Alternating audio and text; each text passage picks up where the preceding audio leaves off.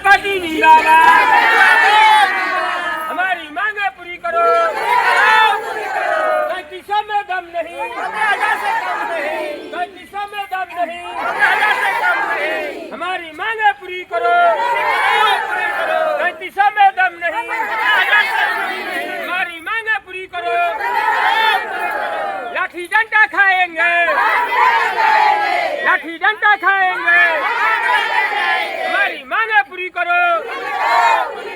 3500 में दम नहीं, हमारी मांगे पूरी करो। 3500 में दम नहीं, लाठी डंडा खाएंगे। मेरा नाम परमानंद प्रसाद, मैं स्वतंत्र समाज पार्टी का राष्ट्रीय अध्यक्ष हूँ। बिहार के सिवान जिला से हम लोग जंतर मंतर पर धरना के उद्देश्य से आए हुए हैं। सरकार से किन मांगों को लेकर? ये जो है मध्याह्न भोजन बनाने वाले रसोइयों का मांग है, 11 सूत्रीय मांग है, जिसमें हम रखे हैं 1 नंबर में कि राजकीय प्राथमिक एवं मध्य विद्यालयों में मध्याह्न भोजन बनाने वाले रसोइयों को महंगाई को देखते हुए इन लोगों का मानदेय 33 रुपये से बढ़ा करके कम से कम 15,000 रुपया दिया जाए। और ये लोग काम करते हैं 12 माह, इन लोगों का मानदेय दिया जाता है 10 माह का। यह भी न्याय उचित नहीं है। ये हम लोग का मांग रहा। और महिला रसोइयों को मातृत्व एवं विशेषावकाश दिया जाए और 18 से 40 वर्ष तथा इससे ऊपर के रसोइयों को भी पेंशन का लाभ दिया जाए। पहचान होती इन लोगों को परिचय पत्र दिया जाए और इन लोगों का मानदेय का भुगतान प्रत्येक माह के 2 तारीख को निश्चित रूप से किया जाए। और इन लोगों के द्वारा, रसोइयों द्वारा मध्याह्न भोजन, गर्मा गर्म ताज़ा भोजन उपलब्ध कराया जाता है बच्चों को, जिसकी गुणवत्ता बनी रहती है। और एनजीओ द्वारा भोजन जो उपलब्ध कराया जाता है वो ठंडा और बासी भोजन रहता है, जिससे बच्चों को कुपोषण और बीमार होने की अधिक संभावना बनी रहती है। इसलिए एनजीओ को भोजन निर्माण कार्य से बिल्कुल अलग रखा जाए। इसलिए इन लोगों को बिल्कुल अलग रखा जाए। इलेक्शन के समय में जो मतदान कर्मियों को भोजन बनाते हैं उसके बदले में इन लोगों को एवज में कुछ नहीं मिलता है।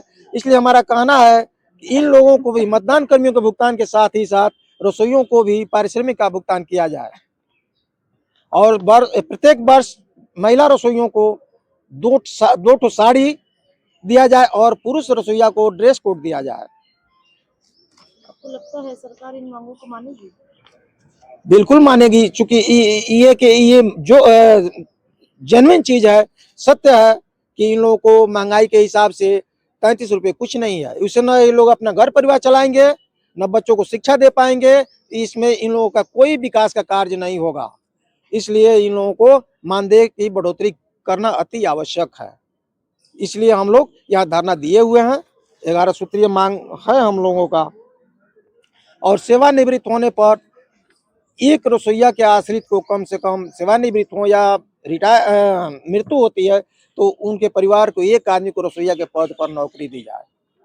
यही हमारा मांग है।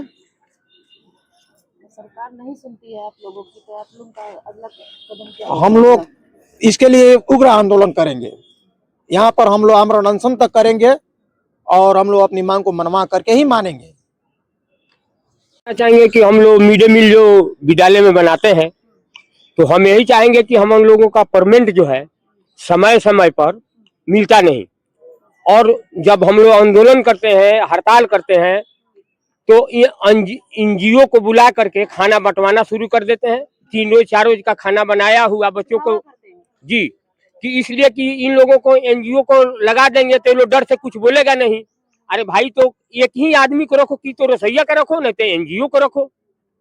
ऐसा सोशल करने से क्या फायदा है? एक ही चीज बनवाइए जो गर्मा गर्म, जब हम लोग बच्चों को खिला रहे हैं, अपने निगरानी में देख रहे हैं, अपने बच्चों के जैसा उन लोगों के साथ व्यवहार कर रहे हैं, तो गर्मा गर्म खाना खिला रहे हैं, तो हमको भाई 3350 रुपये सरकार जो दे रही है, 22 वर्ष के बाद हम लोगों का 1 महीना दिन हो गया बढ़े हुए। अब हमको सरकार से चाहिए कि हम 3300 से हमको क्या होगा, तो हमारा मानदेय जो है प्रत्येक माह 2 तारीख को हमारे खाता में डाल दिया जाए और 15,000 रुपया दिया जाए। सरकार से यही हमारा मांग है। और जितना हमारे महिलाएं जो काम कर रही हैं, ये सब लोग का हम लोग सपोर्ट में है। हम भी रसोईया हैं, रसोइये के पद पर काम करते हैं। तो सरकार से हमारा यही विनती रहेगी, निवेदन रहेगी कि सरकार अगर हमारा बात को नहीं सुन रहा है तो पुनः फिर हम लोग जंतर मंतर पर आकर के धरना लगाएंगे। अगली साल इलेक्शन है, अगर हमारा मांग पूरा नहीं हुआ तो हम लोग भी जो है अपना रंग जो है दिखलाएंगे सरकार को। जो देख लो भाई हम लोग क्या कर रहे हैं। सरकार को चेतावनी दे रहे हैं। हाँ जी, चेतावनी दे रहे हैं कि भैया हमारा आप सुन लीजिए तो हम भी आपका सुन लेंगे। जैसे कि आपने कहा कि अच्छा दिन आएगा, तो हम लोग इंतजार कर रहे हैं कि हमारा अच्छा दिन आ जाएगा। अच्छा सरकार बैठा है केंद्र और राज्य में। जब दोनों तरफ एक ही सरकार है केंद्र और राज्य में, तो हम लोगों को तो अच्छा दिन आ जाना चाहिए अब कि 3300 पर हम लोग काम करें। तो सरकार इस पर पुनः विचार करे। नहीं तो इलेक्शन आ रहा है, हम लोग भी विचार करेंगे जो हम लोग किस पलड़े पर बैठे, कहाँ बैठे कि हमको अच्छा दिन मिलेगा, कहाँ सुरक्षा हमको मिलेगा, यह चीज देखना है हमको भी। इसी के साथ जय हिंद। बताइए क्या कहना चाहते हैं सरकार विकास आकाश दिया जाए। उनसे लीजिए क्या कहना चाहिए? कर्मचारी कर्मचारी मांगे सरकार हमको दिया जाएगा। सरकार से मांगे, हाँ सरकार से मांगे। और नहीं सुनती है आपकी सरकार तो क्या करेंगे? काहे ना सुनती है हमको। हम तो अब खाना बनाती है, लड़का सन के खियाती है, उनसे के सब काम करती है, तो काहे ना सुनती है। हमसे के उतना से 2 तरीके आ गल, 2 तरीके सोचबा, 2 तरीके आ गल। अब ये महीना आ गई, फिर 2-3 महीना के बाद आई, फिर 2-4 महीना के बाद आई। तो ऐसे हमसे के कैसे लड़का के केंगा पढ़ाएम सन, केंगा खियाएम सन, केंगा साग सब्जी किनम सन ना। हर महीना में तनख्वाह कहाँ खाना बनाइले सन 10 महीना के मिलेला। 10 महीना में ना बुझला हमनी के।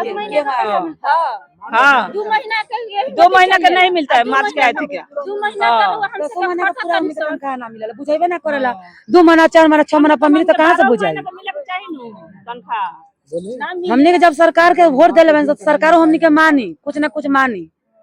हमनी के जब पेट ना भरी तो कहाँ से हमनी के क्या करब? पैसा नहीं मिलता है।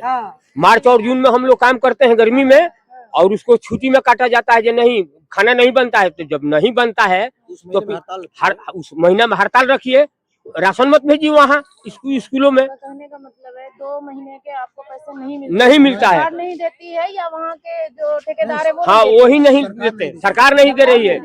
हाँ सरकार नहीं दे रही है मैम। बहुत बड़ी बात कह रहे हैं। हाँ हड़ताल में रहेंगे। हम 2 महीना दिन जो हमको परमिट नहीं मिलता है, 12 महीना काम कराते हैं और 10 महीना का पैसा मिलता है। ठेकेदार का इसमें कोई दोष नहीं। ठेकेदार थोड़ी चलाता है, एटीएम चलाते हैं, राज्य सरकार चलाती है। लेकिन आप लोगों को जो जिसने नौकरी दी होगी उसके पीछे वो तो समिति के द्वारा ना, समिति के द्वारा शिक्षा समिति के द्वारा ये सब हम लोगों को काम मिला है।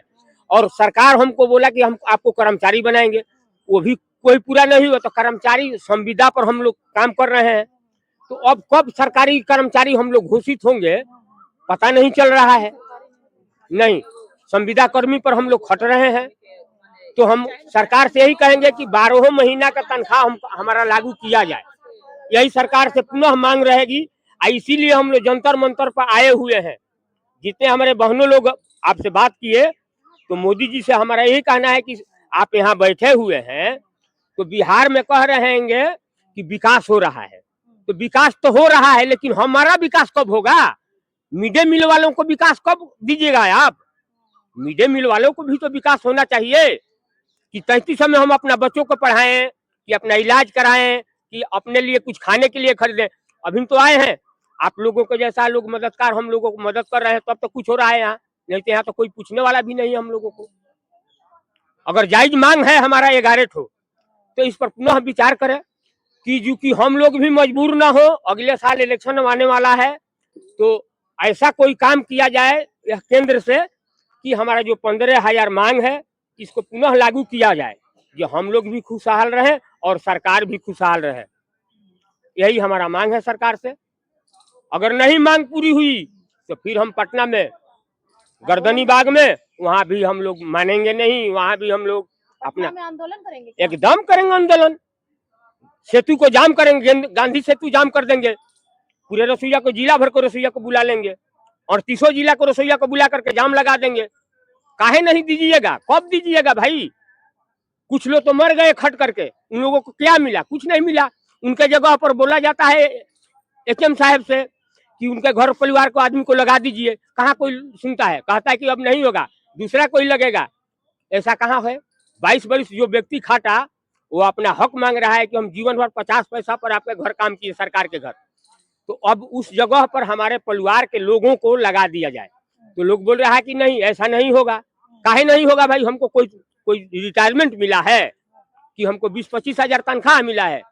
1000 से 1200 हुआ नीतीश बाबू थे तो। सम्राट जी हुए नीतीश जी को पास किया हुए पर अभी हमको 2 महीना पहले 3 महीना पहले 3350 रुपया पास हुआ कैबिनेट से। यहाँ से मानदेव पास हुआ 10,000 और 10,000 के बदले 3350 रुपया मिल रहा है।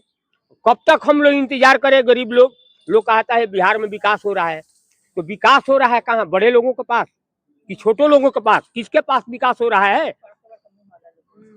तो हम गरीबों को भी देखा जाए। तो अगर अगल बगल मोदी जी हैं तो टीवी खोल करके देख ले, जो हम लोग झूठ बोल रहे हैं कि सही बोल रहे हैं।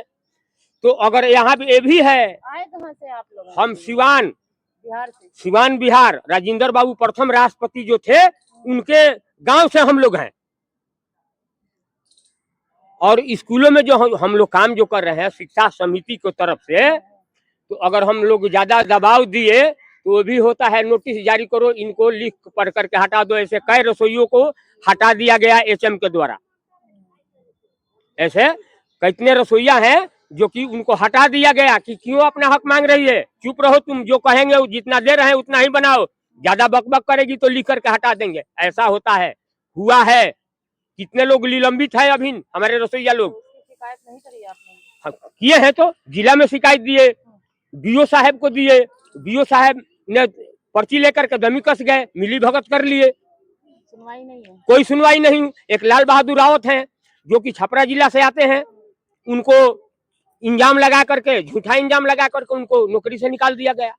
वो आज अपने घर पर बैठे हैं, रो रहे हैं। उनको गरीबी के कगार पर हम जात की मलाह है, खाने पर मोहताज हैं बेचारे। एसी से उनका गुजर बसर हो रहा था, मिड डे मील से बनता था, बच्चों को खिलाते थे, बर्तन साफ करते थे। वहां से भी उनको एचएम मीरा जी जो है उनको हटा दिए विद्यालय से। तो इस पर कोई वहां हम लोग कई बार दौरा किए, डीएम साहब की हैं, बीओ साहब की हैं, अदालत में भी गए, कोई सुनवाई नहीं हुआ। कब होगी सुनवाई गरीबों को भगवान जाने। तो